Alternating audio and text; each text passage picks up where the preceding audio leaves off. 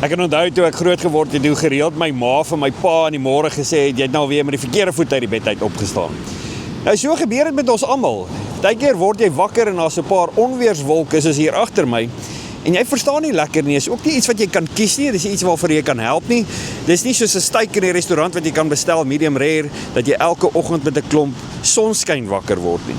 Manne, ons word maar gereeld wakker met 'n klompie sonskyn, dis meeste van die tyd die dames wat die donder weer het. Dis net 'n grappie. Maar hoe dit ook al sê, dit is hoe dit is, dis ons realiteit.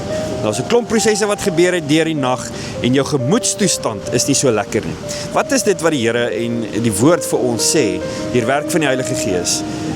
Hoe behoort ons dit te hanteer wanneer jy wakker word en die golwe voel groter as wat jy kan hanteer?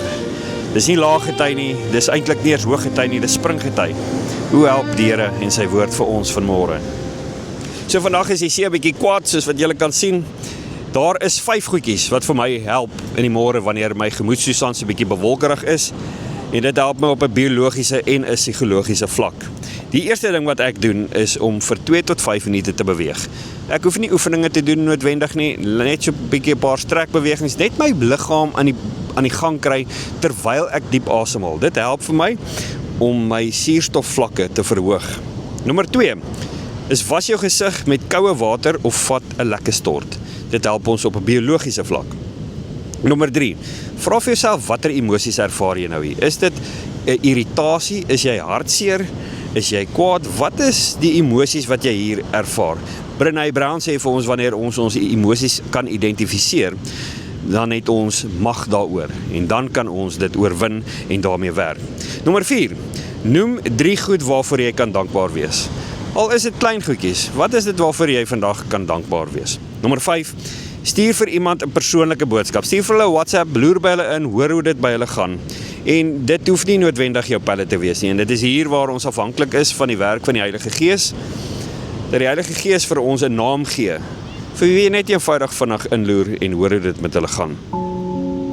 Die skrif sê in Psalm 118 vers 24, sê hy, dit is die dag wat die Here gemaak het, ons sal daarin juig en bly wees.